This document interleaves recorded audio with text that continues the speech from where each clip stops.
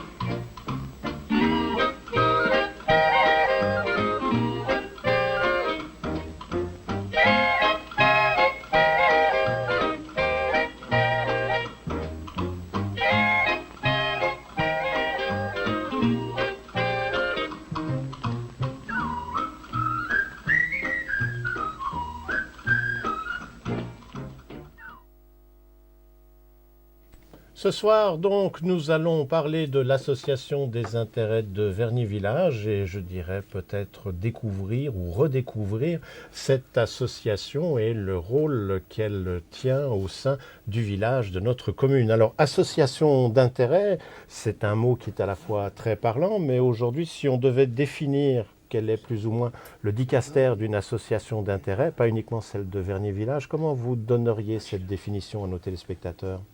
Alors, l'association des intérêts de Vernier Village, l'AIVV, est une association qui défend, comme son nom l'indique, l'intérêt des habitants de cette partie de la commune. Qu'il s'agisse de locataires, de propriétaires, de tous les habitants de Vernier Village, quelles que soient leurs origines, quelles que soient leurs activités, nous sommes là pour les défendre et les représenter vis-à-vis des autorités communales parce que, et ça figure dans les buts de notre association, qui a été constituée, je vous le rappelle, en 1973, donc c'est une vieille dame qu'il faut respecter, eh bien, ces statuts se préoccupaient déjà en 1973 de ce que l'on appelle aujourd'hui la qualité de la vie. Et évidemment que quand on connaît le développement de la commune de Vernier, quelques chiffres que vous avez pu lire dans le journal Actu Vernier, en 1900, il y avait 1280 habitants à Vernier, en 1970, 22 000, et aujourd'hui, nous sommes un peu plus de 35 000 habitants dans cette commune. Donc les problèmes ont explosé dans toutes les directions. Le trafic a augmenté de manière phénoménale. Le bruit de l'aéroport a augmenté de manière exponentielle. Résultat de tout cela, la qualité de la vie, telle qu'on l'entendait au début des années 70 et 80, devient aujourd'hui un problème fondamental. Et il est nécessaire que les habitants puissent se faire entendre tout parti politique confondu, puisque l'association est bien sûr une association non politique, mais que toutes les personnes, indépendamment de leurs attirances politiques, puissent se faire entendre à travers notre association et que nous puissions aller les défendre auprès de la commune. C'est ce que nous faisons en parfaite intelligence avec la mairie de Vernier, qu'il s'agisse du conseil administratif ou de tel ou tel conseiller municipal. Voilà dans les grandes lignes en quoi consiste notre association. Alors, par rapport aux résidents de Vernier Village, est-ce que je dirais les activités de l'association sont des éléments qui sont, je dirais, non pas par à-coup, mais qui sont liés peut-être à des constructions, des apparitions, des modifications de circulation, ou est-ce que, je dirais, il y a une vie qui est quand même très régulière dans laquelle vient s'insérer le changement du paysage en tant que tel du village ? Alors effectivement, vous avez parfaitement raison. Il y a régulièrement, dans une commune suburbaine comme Vernier, qui se développe énormément, il n'y a quasiment pas une semaine sans qu'un problème nouveau apparaisse. Et c'est là que nous sommes très vigilants parce que nous allons tout de suite rechercher l'information auprès de la mairie ou auprès d'autres organismes, qu'il s'agit de l'État de Genève si nécessaire, pour essayer d'appréhender au mieux les projets qui sont concoctés, souvent par l'État. Et de ce fait, nous arrivons à avoir une appréciation assez bonne de ce qui se projette et nous pouvons tout de suite intervenir, soit en lançant des pétitions, soit en nous faisant écouter par telle ou telle commission du conseil municipal, commission de l'aménagement, commission de l'environnement, commission des routes, pour essayer de minimiser les impacts que nous estimons être des impacts négatifs sur la qualité de la vie. C'est vrai qu'aujourd'hui, à Vernier, il y a un épiphénomène qui est celui de l'ouverture ou de la non-ouverture de l'ancienne route de Vernier. Eh bien, c'est quelque chose qui, effectivement, mérite d'être débattu, puisqu'aujourd'hui, cette route est fermée et c'est grâce à cela que les bus peuvent maintenant circuler en 3 minutes depuis le village jusqu'à la hauteur de la Croisette, alors qu'avant, il fallait plus d'un quart d'heure, 20 minutes aux heures de pointe, ce qui était bien sûr tout sauf satisfaisant.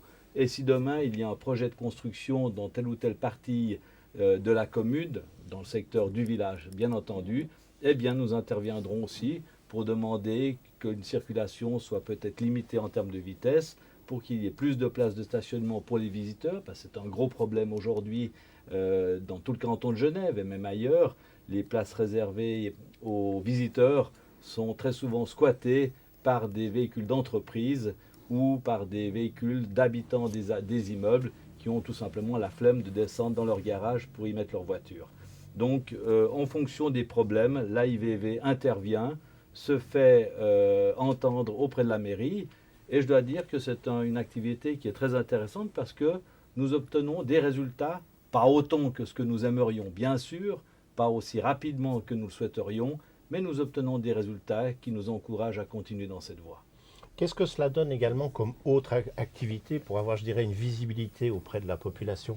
Donc traiter les cas qui préoccupent les gens dans leur environnement, dans leur bien-être, mais aussi, je dirais, il faut savoir se faire connaître.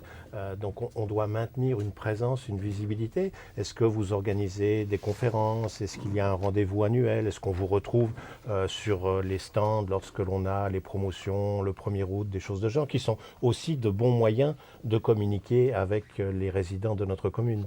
Alors il est vrai qu'une association, et vous le savez aussi bien que moi finalement, fonctionne surtout par l'engagement de ses membres et surtout des membres du comité. Alors il est vrai que s'agissant de l'AIVV, la problématique est exactement la même. C'est le comité qui s'engage fortement.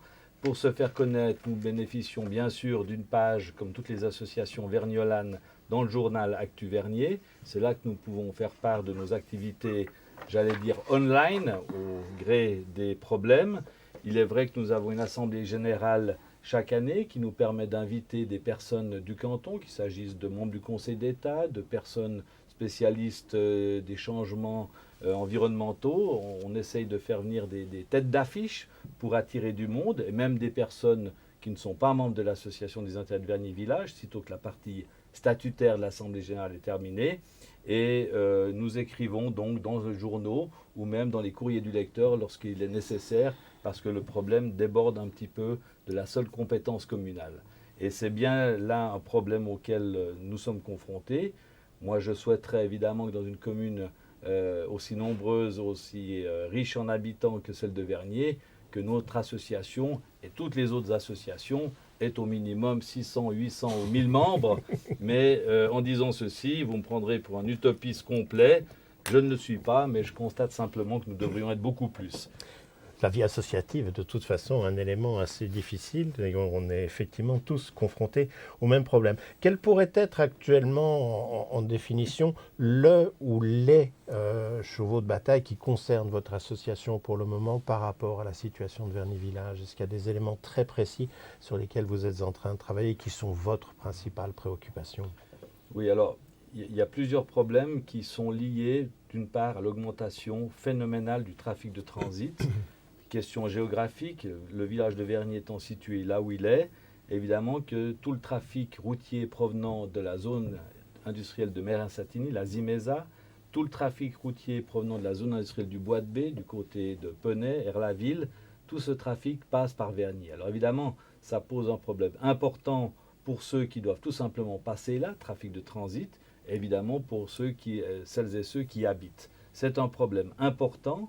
Et nous sommes convaincus que c'est une des raisons pour lesquelles il faut vraiment développer très fortement les transports publics, puisqu'on sait qu'un bus plein, c'est à peu près 1 km de bouchon en moins, puisque si toutes les personnes qui seraient dans le bus étaient dans leur voiture, 150 voitures, c'est 150 personnes dans un bus. Donc on voit qu'il y a une nécessité absolue d'investir, que la collectivité, que l'État en l'occurrence, investisse dans les transports publics, sinon nous serons tous complètement paralysés seuls dans nos belles voitures, à ne plus pouvoir avancer. Donc c'est un problème important. Il y a aussi le problème lié aux nuisances sonores de l'aéroport. Aujourd'hui, vous le savez, le nombre de passagers à l'aéroport international de Genève-Cointrin a augmenté de manière phénoménale et il y a encore une marge de progression importante et il est absolument évident qu'il est hors de question qu'un jour l'État puisse envisager même de modifier les heures pendant lesquelles les avions ne décollent pas, ça veut dire ou se posent, ça veut dire les heures entre minuit et 6 heures du matin. Mais il faut être vigilant à cela parce qu'on pourrait imaginer que prochainement l'État souhaite permettre et autoriser les décollages et atterrissages 24 heures sur 24, tout ceci s'inscrivant dans une tendance à un développement que nous estimons devoir être de fait limité, mais il y a beaucoup de milieux qui sont en faveur d'un développement illimité, à peu près dans tous les domaines, économiques bien sûr, mais en matière de vol et d'atterrissage, certains aimeraient que ça puisse encore être multiplié par 10 par rapport à la situation actuelle. Nous sommes tout à fait opposés à cela. Nous estimons que les habitants de Vernier, comme ceux des communes limitrophes, qu'il s'agisse de Mérin, Satigny pour une partie et Bellevue-Versoix aussi, ont droit à des heures de sommeil tranquilles. Et je trouve même que le fait de devoir dormir à Vernier au village, les fenêtres fermées, si on ne veut pas se faire déranger par les avions, eh bien, c'est déjà quelque chose qui n'est pas forcément acceptable. Mais on ne va pas empêcher les avions de décoller de loin s'en faut. Genève a besoin de cet aéroport, mais il faut simplement réguler les choses pour que tout le monde puisse vivre correctement. Alors, c'est des sujets comme ça, quand vous mentionnez par exemple l'aéroport, qui finalement, je dirais, par sa zone de couverture sonore concerne plusieurs communes, est-ce que votre association est amenée à collaborer avec d'autres associations des communes périphériques de l'aéroport? Est-ce qu'il y aurait même, je dirais, une association commune qui a, je dirais, un œil vigilant sur ce sujet particulier qu'est l'aéroport? Comment ça s'approche, ce genre de choses, quand il y a un sujet qui concerne le commun? Alors, il n'y a pas d'association fêtière qui regroupe telle ou telle association, mais c'est vrai que nous connaissons très bien les membres du comité de l'association des habitants de la commune de Satigny, par exemple, les membres du comité de l'association des habitants de Mérin également. Nous sommes voisins finalement, et nous pouvons échanger nos points de vue, confronter nos idées sur ces sujets. C'est vrai, nous n'avons pas à ce jour, mais pourquoi pas, on peut l'imaginer, entrepris d'action commune entre ces différentes communes, mais on peut tout à fait l'imaginer.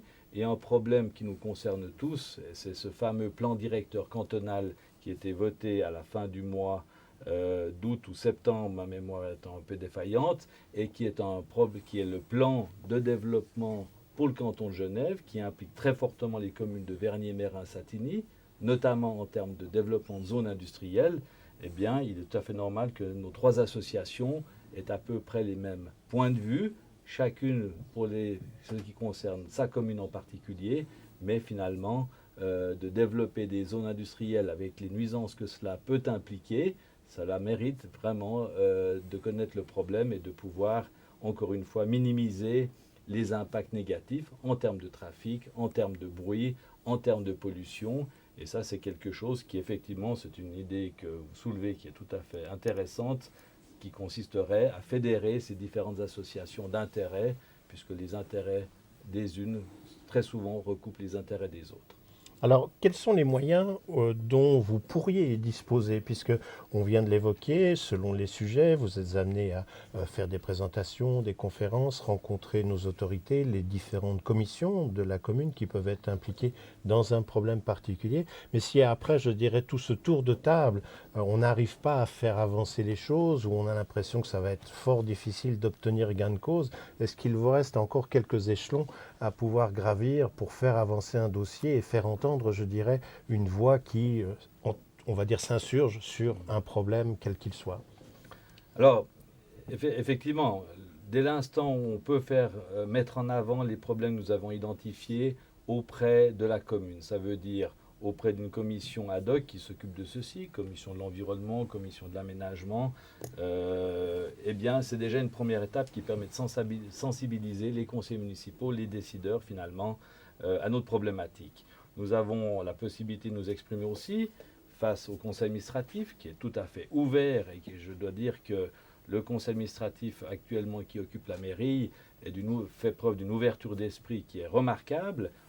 Je sais que beaucoup de communes aimeraient pouvoir entretenir des relations aussi bonnes que celles que nous avons avec leurs associations et réciproquement, bien sûr. Mais malheureusement, ce que veut la commune ou ce qu'elle ne veut pas est très souvent peu écouté par le Conseil d'État. Et c'est là que les décisions se prennent ou que les décisions imposées. Et dès lors où on a épuisé toutes nos ressources pour nous faire entendre auprès de la commune, si la commune n'arrive pas à se faire entendre auprès de l'État, il faut quand même avouer que là, on est au bout du processus et qu'il n'y a pas beaucoup d'autres possibilités, sauf des pétitions. Et je peux vous donner un exemple s'agissant d'une pétition que nous avons déposée pour obtenir un couloir réservé pour les bus lorsqu'ils viennent de la gare en direction du village de Vernier. Lorsque, aux heures de pointe, pour parcourir ces quelques kilomètres, il faut compter 1 heure au minimum, si ce n'est plus, et parfois même le bus s'arrête à Châtelaine, fait descendre les passagers parce qu'il est déjà en retard et il doit rebrousser chemin. Eh bien, nous avons déposé une pétition en 2010. Nous avons été auditionnés par la commission des pétitions du Grand Conseil en 2011 et nous avons reçu un courrier le 28 juin 2013 nous disant que le Grand Conseil ait pris bonne note du rapport qui avait été établi par la commission. 2010, 2011, 2012, 2013. Aujourd'hui, ce couloir réservé aux bus n'existe toujours pas, vous l'avez constaté. Les problèmes pour les gens qui font l'effort de prendre les bus précisément en délaissant leur voiture s'ils en ont une, eh bien ces gens-là sont peu récompensés et on voit à quelle vitesse les choses peuvent avancer. Nous ne baissons pas les bras, mais c'est un exemple tout à fait concret de la vitesse à laquelle les choses peuvent aller. Et la pétition que nous avons déposée, j'ai eu plusieurs échos de députés, tous partis politiques confondus, tous adhèrent à notre idée. Sorti de là, rien ne s'est encore fait aujourd'hui, à la fin de l'année 2013, pour une pétition déposée en 2010. Voilà à quelle vitesse les choses vont. Ce n'est pas un exemple spécialement mauvais, mais c'est un exemple, et il y en a beaucoup d'autres. Illustratif, c'est le moins qu'on puisse dire. C'est le moins qu'on puisse dire. Sur notre commune, on vient d'inaugurer un nouveau quartier, le quartier Gordon Bennett. Donc ça veut dire que la commune s'étend, le nombre de constructions augmente. Donc d'un autre côté, comment voyez-vous l'avenir de Vernier Village? Je dirais, est-ce que l'on sent frémir, je dirais, non pas une stagnation, mais un respect de la manière dont l'architecture, la tranquillité, la circulation est établie à Vernier Village? Ou est-ce que malgré tout, ça commence à se modifier par des rachats de terrain, des constructions avec des niveaux plus élevés, etc. Comment vous percevez les choses d'ici à 1 ou 2 ans? Alors, nous ne sommes pas convaincus que d'augmenter la densité des constructions, si ce n'est que ça permettra de mettre à disposition plus de logements sur le marché, nous ne sommes pas convaincus que d'augmenter la densité des habitants améliore la qualité de vie. Il y a des limites, on a tous besoin d'une certaine distance entre nous, on aime avoir un petit peu de liberté, on n'aime pas forcément, peut-être comme ça se fait en Chine, j'ai jamais eu l'occasion d'y aller, être entassé toute la journée. Donc je pense que les modèles qu'on a peut-être dans certains pays d'Asie ne sont pas forcément les bienvenus ici. Cela dit, il y a probablement des choses qui peuvent être améliorées. Il faut construire des logements de manière modérée, c'est vrai. Il faut que ces logements soient acceptés par la population qui voit tout d'un coup son vis-à-vis changer. Il faut être très prudent avec cela. On ne peut pas impunément, en 2 immeubles construits, se dire tiens, il y a 60 mètres qui était aujourd'hui une place de jeu, on va vite rajouter un immeuble entre ces deux immeubles, parce que c'est quand même un petit peu la tendance vers laquelle on se dirige aujourd'hui. Il faut être très vigilant avec cela. On ne peut pas non plus faire des gratte-ciel à la new-yorkaise pour empiler les gens, puisqu'on sait très bien qu'au-delà d'un certain nombre d'étages, 4-5 étages, les relations sociales commencent à se distendre et les gens ne savent même plus comment s'appellent leurs voisins de palier. Heureusement qu'on n'est pas encore dans cette situation, mais on le comprend et on voit assez bien ce qui pourrait arriver. Donc c'est quelque chose qui doit se faire lentement et nous ne sommes pas du tout déçus que les choses aillent lentement. Ça a du bon, ça peut être énervant, parce qu'on aimerait tous, selon nos tempéraments, que les choses aillent plus vite, mais sans vouloir faire l'éloge de la lenteur, d'aller lentement, ça permet d'obtenir des projets qui sont corrigés, qui sont améliorés, et d'aller trop vite, d'aller de manière trop précipitée, comme le souhaiteraient certains milieux. C'est probablement comme ça qu'on obtient des résultats qui ne sont pas satisfaisants, mais des résultats qui dureront, parce qu'un immeuble, vous le savez aussi bien que moi, ce n'est pas quelque chose qui dure 20 ans. Donc ça vaut la peine de réfléchir calmement, mais la population va augmenter dans notre commune, c'est certain. Et puis, c'est vrai que la commune de Vernier doit aussi faire attention à ne pas se faire imposer par l'État tout ce qui est source de nuisance, notamment des extensions de zones industrielles, par exemple, alors que sur la rive gauche de ce canton, pour chercher une zone industrielle, à part la petite zone de la Palanterie, vous n'en trouveriez aucune, parce qu'il n'y en a tout simplement aucune autre. Donc là, la commune de Vernier et les habitants, à travers des associations comme la nôtre, doivent aussi se faire entendre. C'est la moindre des choses. Il n'y a pas de raison que les communes suburbaines comme Vernier, Meyrin, Aunay, Lancy soient surdensifiées, alors que la rive gauche est à l'évidence nettement sous-densifiée. D'un côté plus ludique, est-ce que pour la période des fêtes, Noël et autres, vous allez à la rencontre de la population? Est-ce qu'il y a quelque chose d'organisé à Vernier Village ou rien de particulier mis en place, un vin chaud, des choses de ce genre? Alors, nous allons essayer cette année d'organiser un vin chaud sur la place du village devant la coopérative. C'est un lieu de rencontre traditionnel. Beaucoup de gens du village viennent ici parce qu'il y a la COP bien sûr, parce qu'il y a un petit bistrot à côté, parce que bref, c'est la rue du village. Alors nous allons essayer d'organiser ça, c'est vrai, et j'espère qu'il y aura au moins 2000 personnes qui viendront nous retrouver là, parce que le nombre minimum de personnes qui devraient s'arrêter devant notre stand. Mais effectivement, nous allons faire quelque chose. Ça sera un excellent moyen aussi pour rappeler ces... Mais je suis surpris lorsque je lis le courrier qui nous est envoyé. Beaucoup d'habitants sont confrontés à des problèmes, relèvent des anomalies. Et puis lorsqu'on les met sur le devant et qu'on essaie de trouver des solutions, on se retrouve très vite seul. Alors c'est la même chose dans de nombreuses autres associations. Mais il faut vraiment que les gens s'engagent parce que moi je ne crois pas au fatalisme. C'est à nous de nous occuper de ce qui nous regarde, de ce qui nous préoccupe, et nous avons la possibilité de le faire à travers nos associations. Profitons, allons de l'avant. La mairie est très ouverte à nos égards, donc ça vaut la peine de s'engager. Alors ce que je vous propose, c'est peut-être si parmi les gens qui regardent l'émission, soit en direct, soit lorsqu'elle sera rediffusée, ou encore par le biais d'Internet, de donner votre adresse postale. Comme ça, si les gens désiraient entrer en contact avec vous, ils ont un point de référence. Et puis si éventuellement il y a ou une adresse de courrier ou un numéro de téléphone, on peut peut-être également les communiquer. Qu'en pensez-vous?